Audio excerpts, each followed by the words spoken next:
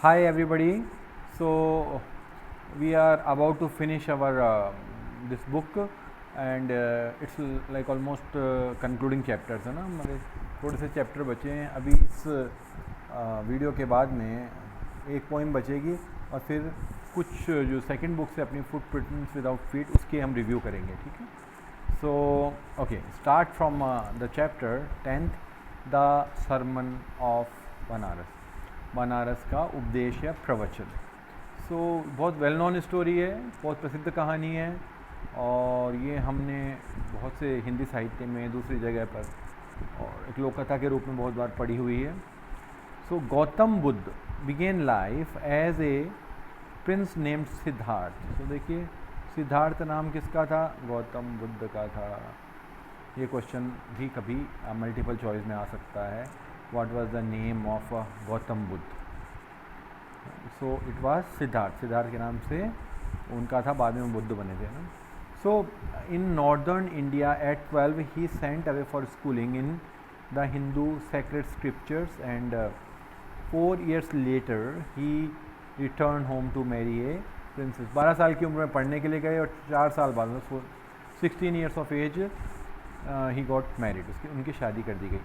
They had a son and lived for 10 years as befitted royalty.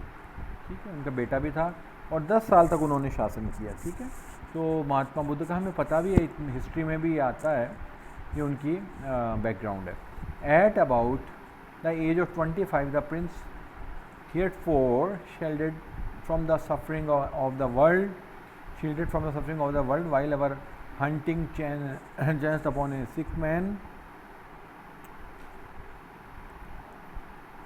And an aged man then a funeral procession. देखो, ये question भी important है, ये fact बहुत important है कि जब वो शिकार करने के लिए गए थे गौतम बुद्ध, तो उनको कौन कौन मिला? तो देखो, उनको मिला एक तो सिक मैन, बीमार आदमी, एजड मैन, बूढ़ा आदमी, सारे रोते हुए बिलखते हुए, है ना, संसार की जो दुख को बताते हुए, सफरिंग को बताते हुए. And then a funeral procession, एक जो फ्यूनरल प्रोसेशन मिली उनको, अंतिम क्रिया के लिए जाते हुए लोग मिले, अंत्येष्टि मिली. सो एंड तीनों चीज़ें जो बताती हैं कि संसार क्या है, दुख का सागर है, या अंत क्या है, फ्यूनरल प्रोसेशन है. फाइनली ये मॉन्क, फिर एक उनको एक भिक्षुक दिखाई दिया, बेगिंग, जो कि भिक्षा मांग रहा था for alms. These sights so moved him that at once went out into the world to seek enlightenment. ये वर्ड याद रखना, एनलाइटनमेंट होता है ज्ञान. तो इतने वो उनके दिल पर इतना असर पड़ा कि वो ज्ञान की खोज में निकल पड़े. मतलब जिन चीज़ों को हम अपना स्थायी या शाश्वत समझते हैं वो अस्थायी है और अंत में उनका जो परिणाम दुखद ही होता है, दुख ही होता है, ये उनको समझ में आया. Now he wandered for 7 years and finally set A down under A people tree. 7 साल वो घूमते रहे. 7 years, रिमेंबर इट. 7 साल उन्होंने घूमा, है ना. 7 साल वो वॉन्डर करते रहे, ज्ञान की खोज करते रहे.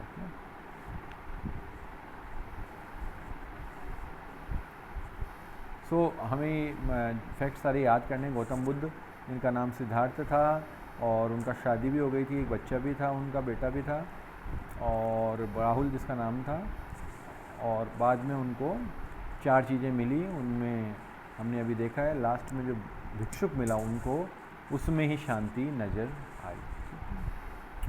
सो enlightenment after 7 days he rename the tree the bodhi tree. 7 दिन तक वो वहाँ पीपल के पेड़ के नीचे बैठे रहे. हियर वी गो, आप इसको याद रखना भाई, 7 दिन तक बैठे रहे, 7 days पीपल के पेड़ के नीचे 7 days तक बैठे रहे. उसके बाद उनको ज्ञान की प्राप्ति हुई और बोधि ट्री कहलाया. तो ये इनकी जो बैकग्राउंड था. देखो, अब हमें जो स्टोरी बताई है वो बहुत इम्पॉर्टेंट है. मेन थीम खैर वही है इसकी, वो है किस्सा गौतमी. ये एक लेडी का नाम है, किस्सा Gautami, remember it. Had an only son, उनका एक बेटा था और उसकी मृत्यु हो गई थी. अब वो दुख में परेशान थी, क्या करे, बेटा की डेथ हो गई है, एक ही बेटा था. तो अब सब ने ये कहा कि भाई हम इसको दवाई तो दे नहीं सकते, है ना, बट हमें ये पता है कि एक ऐसा चिकित्सक है जो दे सकता है. लोगों ने उसको कहा, तो कहा जाओ आप शाक्य मुनि के पास, बुद्ध के पास जाओ। किसा गौतमी ने कहा ठीक, डूबते को तिनके का सहारा, कोई अगर जीवित कर दे तो। किसा गौतमी वहाँ गई तो बुद्ध ने कहा I want A handful of mustard seed, मुझे तो मुट्ठी भर सरसों के बीज ला दो। हैंडफुल ऑफ मस्टर्ड सीड, एक मुट्ठी सरसों के बीज ला दो। The mustard seed must be taken from a family where no one has lost a child. ये देखो, ये क्रक्स पॉइंट है, मेन चीज़ है, no one has lost a child. वहाँ से मुट्ठी भर सरसों के बीज लाना यहाँ जिस घर में किसी बच्चे की मृत्यु न हुई हो, हस्बैंड पति की ना हुई हो, पेरेंट्स माता पिता की या फ्रेंड की, ऐसा कोई घर हो जहाँ किसी की मृत्यु नहीं हो। कहने का मतलब है आप वहाँ से अगर मुझे एक मुट्ठी भर के सरसों के बीज ले आओगे तो मैं आपके बेटे को जीवित कर दूँगा। बेचारी Kisa Gotami now went from house to house, घर से घर भागी है, घर से दूसरे घर में, और जैसे ही वो सीड मांगती सब लेके आ जाते हैं। But when she asked did a son or daughter or father or mother die in your family, कोई मरा तो नहीं, मृत्यु तो नहीं हुई किसी की आपके घर में। दे आंसर्ड हर अलास, अलास देखो दुख का प्रतीक होता है, अलास जैसे हुर्रा होता है ना, वो खुशी का होता है, तो ये अलास जो है ALAS, फिर देखो साइन ऑफ एक्सक्लेमेशन लगाया जाता है, इसमें भाव को व्यक्त करते हैं। अलास जो है दुख का प्रतीक है। वो कहता है अरे नहीं, the living are few but the dead are many, जीवित लोग कम हैं, जिनकी मृत्यु हो गई उनकी संख्या कहीं ज़्यादा है। तो किसा गौतमी बिकेम वियरी, भाग भाग के थक गई, वो भागती रही घर से घर, लेकिन उसको यही कहानी सब जगह दिखाई दी। उसको ऐसा कोई नहीं मिला जिसके घर में किसी की मृत्यु ना हुई हो। तो ये एक स्टोरी थी। उसके बाद में वो बाद में बैठी और उसको ज्ञान की प्राप्ति हुई और वो भिक्षुणी बन गई। ये जो है किसा गौतमी की स्टोरी थी। और गौतम बुद्ध का हमें थोड़ा लाइफ साइकिल को भी याद रखना है, कौन कौन उन्हें मिले, और उनका बचपन का नाम सिद्धार्थ था, ठीक है। और ये किसा गौतमी की स्टोरी, मस्टर्ड सीड, मुट्ठी भर के handful of mustard seed, that also we should remember, ठीक है। They can ask now. देखो ये अपने बोर्ड में आया हुआ क्वेश्चन है एक, दैट इज पैसेज है ना। So not from weeping not from giving will any one obtain peace of mind, on the contrary होता है इसके विपरीत, his pain will be the greater and his body will suffer, he will make himself sick and pale, yet the dead are not saved by his lamentation। lamentation होता है विलाप करना, कितना भी विलाप कर लो मृत्यु में जाने वाले व्यक्ति को कोई रोक नहीं सकता। he who seeks peace should draw out the arrow of lamentation and complaint and grief, he who has drawn out the arrow and has become composed will obtain peace of mind। तो शांति जो है, piece of mind किसको मिलती है? जिसने दुख को जीत लिया है। He who has overcome, overcome होता है जीत लेना, ओवरकम। देखो इसमें वोकेबलरी अपोजिट भी पूछे जाते हैं, इसलिए आपको वर्ड्स का ध्यान रखना होगा। ऑल सोरो will become free from sorrow and be blessed, और वो ब्लेस्ड होता है और कृपा प्राप्त करता है। सो ये बहुत ईजी होता है, आपको जो ये आएगा एक पैसेज आता है, पढ़ा हुआ पैसेज होता है, तो और ईजी हो जाता है वो। देखो what will happen to the person who has overcome all sorrow, जो दुख को जीत लेता है उसके साथ क्या होता है। So here we go, that's to be free from sorrow, वो दुख से दूर हो जाता है, दुख उसके पास नहीं आता। The arrow of lamentation is harmful for it cause, जो विलाप करता है उससे मन का क्या भंग हो जाता है, दैट इज़ पीस, शांति भंग हो जाती है। What will weeping and grieving cause to the person lamenting, है ना, they lose their peace of mind. Who can obtain peace of mind, peace of mind किसको? The person who overcome sorrow, जो दुख को जीत लेते हैं उनको मन की शांति मिलती है। तो हालांकि इसमें आपको ढूंढ के आंसर करना बहुत आसान हो जाएगा, लेकिन क्या होता है बहुत बार वो ऐसा क्वेश्चन पूछते हैं जो आपको बनाना पड़ता है। पेपर बनाने वाले बड़े इंटेलिजेंट समझदार होते हैं, तो वो सारे क्वेश्चन आपको टेक्स्ट में से या वो जो आपको पैसेज होता है उसमें से नहीं देते। कई बार एक आध क्वेश्चन आपको अपने से बनाना भी पड़ जाता है। So that is important. Paper जो हैं आजकल स्पेशली बड़े स्मार्टली बनाए जाते हैं, तो अपने को उसी तरह से तैयारी भी रखनी चाहिए। Okay, now we will see some questions which were asked in previous examinations. पुराने जो प्रश्न देखते हैं।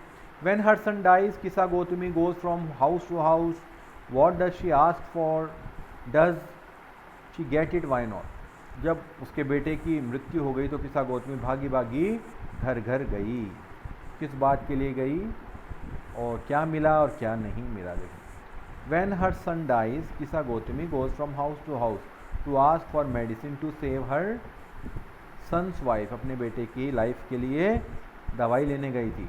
She does not get any medicine because there is no such medicine which can cure the dead. ऐसी कोई दवाई नहीं थी जो मृत्यु का इलाज कर सके, तो दवाई की तलाश में गई थी। औषधि कह सकते हैं अपन, पुराना समय था, दवाई तो आजकल यूज़ करते हैं। औषधि लेने गई थी, जो पहले जड़ी बूटियाँ होती थी, लेकिन ऐसी कोई जड़ी बूटी नहीं थी, आज भी नहीं है, जो मृत्यु को रोक सके। Okay, what does Kisa Gotami understand the second time that she failed to understand the first time, was this what the Buddha wanted her to understand. ऐसी क्या बात थी, गौतमी पहली बार तो नहीं समझी, दूसरी बार समझ गई। देखो, द सेकेंड टाइम किसा Gotami understand the death is inevitable. ये बहुत अच्छा वर्ड है, एप्लीकेशन में भी काम में आता है, इनएविटेबल, अपरिहार्य। अपनी एप्लीकेशन जो आती है छुट्टी की या दूसरी, तो इसमें कॉज लिखते हैं इनएविटेबल, अपरिहार्य, जिसका परिहार निवारण ना किया जा सके। Remember it, it's a very good word, inevitable, अपरिहार्य, याद रख लेना ऐसे शब्दों को। She realizes that lives are like the lights of the city which flickers and extinguished again. देखो, वो कहानी के अंत में जाके ऊपर बैठ जाती है, शहर के ऊपर कोई स्थान था, और वहाँ देखती है शहर की जो लाइट्स हैं जलती है बंद होती है, जलती है बंद होती है। इससे उसको बहुत बड़ा सच समझ में आता है। This was the very thing which the Buddha wanted her to understand, वो कि भाई जो मानव जीवन है वो इसी तरह हम पुनर्जन्म होता है और हम मृत्यु होती है, ये बात उसको समझ में आ गई।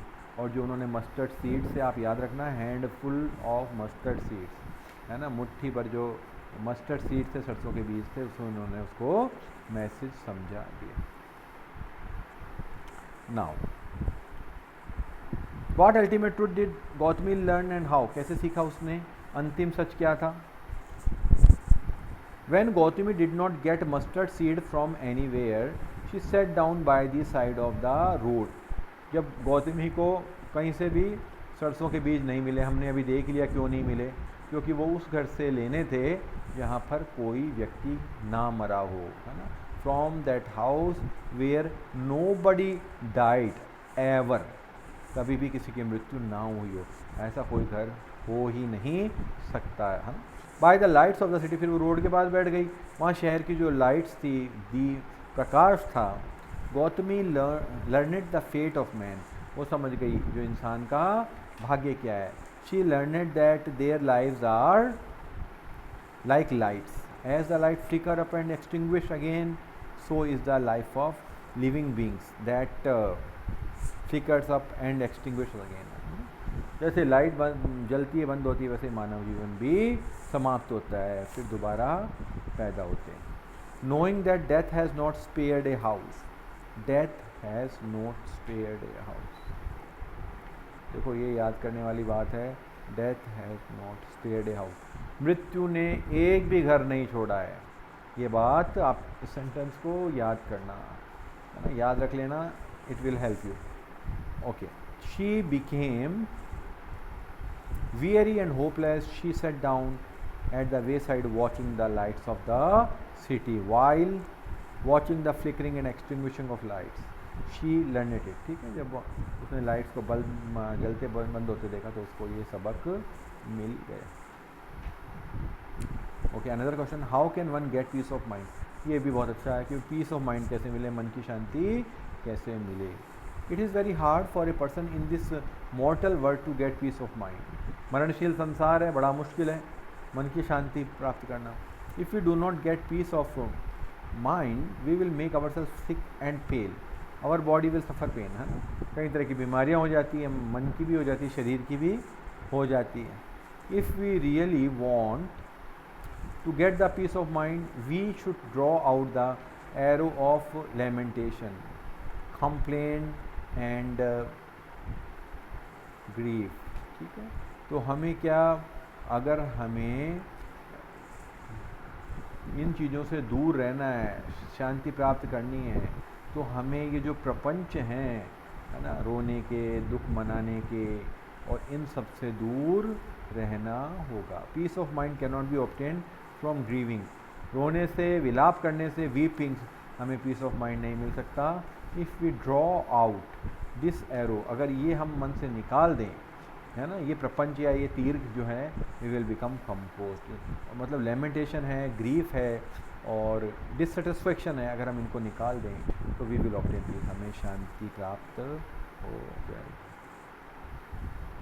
ये हमारा इसका सार है.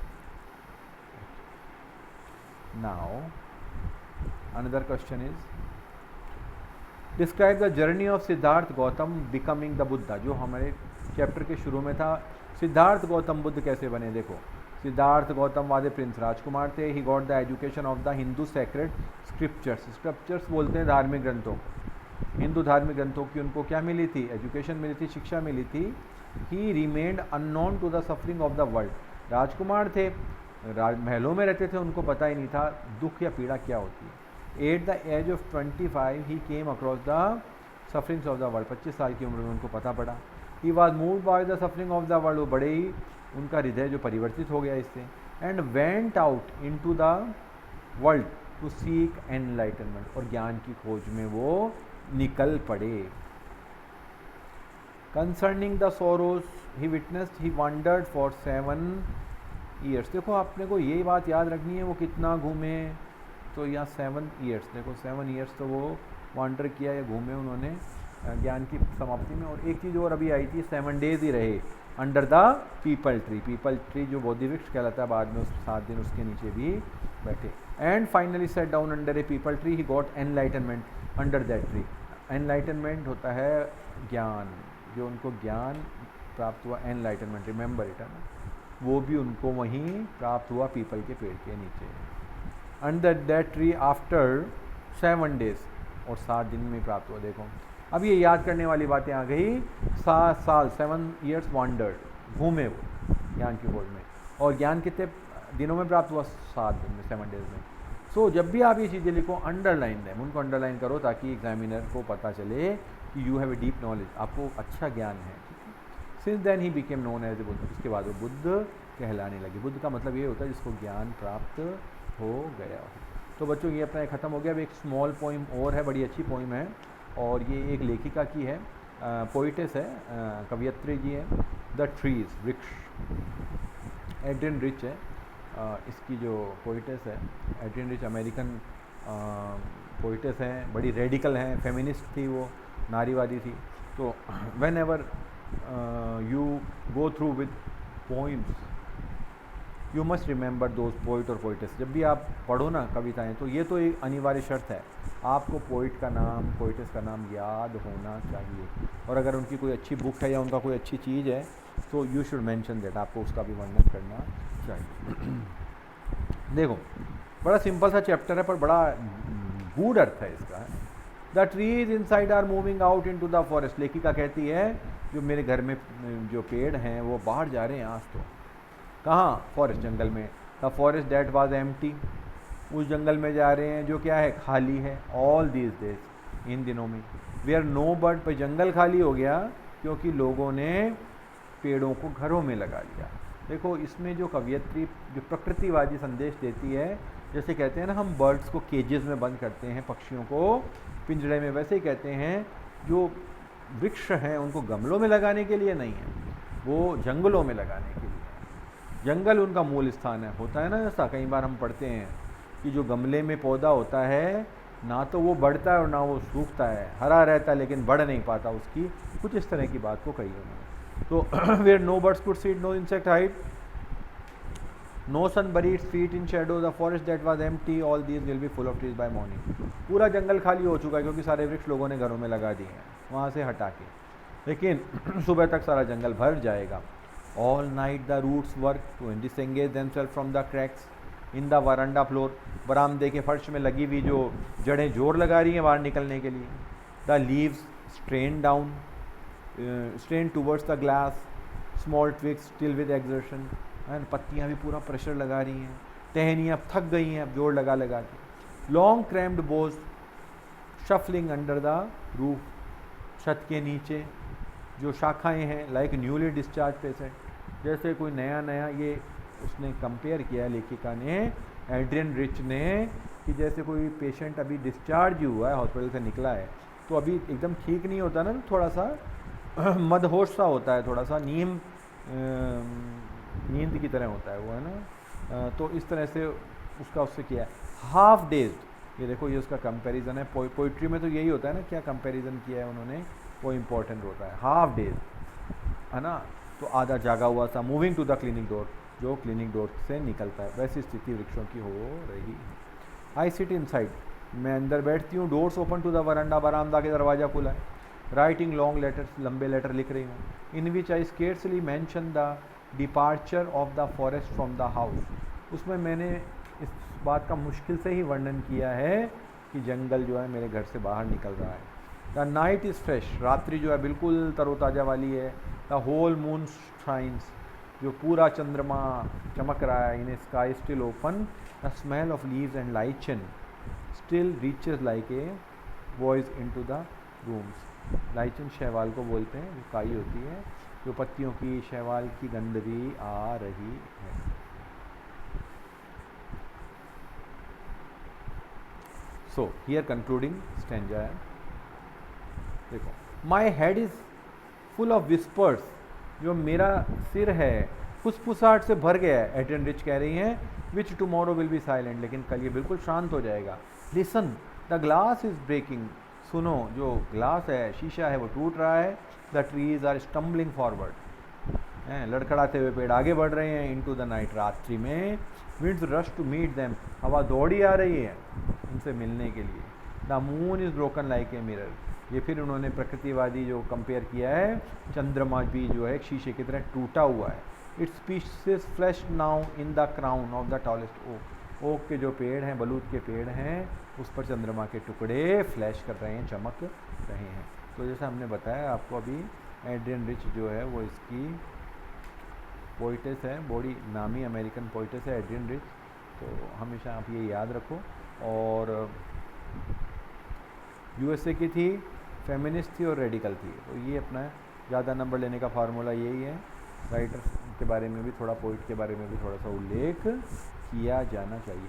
तो उन्होंने यही कहा, जो हमारी प्रवृत्ति, हम जंगलों के जंगल काट रहे हैं, हाईवे बनाना हो, कुछ और बनाना हो, और अपने घरों को भर रहे हैं छोटे छोटे गमलों से. ठीक है, तो जो छोटे वृक्ष या गमलों में पौधे होते हैं, उनका एनवायरनमेंट पर कोई असर इतना होता नहीं है. जो जंगल होते हैं वो हमारे लंग्स होते हैं, है ना, पृथ्वी के लंग्स हैं, फेफड़े हैं, उनको तो हम काटे जा रहे हैं और सजावटी फूल पौधे लगा रहे हैं. तो ये बहुत गलत है. उनको भी प्राकृतिक वातावरण में जीने दो, जंगलों में बढ़ने दो, ये लेखिका का कहना है. अच्छा जी, अब देखो ये एग्जामिनेशन में आया हुआ क्वेश्चन है. The trees inside are moving out into the forest that was empty all these days there no bird could sit on. ये हमने पढ़ा था उनका, है ना, पहले स्टेंजा था. तो उसमें देखो ये बड़े इजी होते हैं, ऊपर से आप पढ़ के आराम से कर सकते हो. So where are the trees now, वहाँ कहाँ है ट्री, है ना. So the trees are growing in the lawn and indoors at plain, lawn में, अंदर वरांडा में, और वहाँ उगे हुए, तो वहाँ है.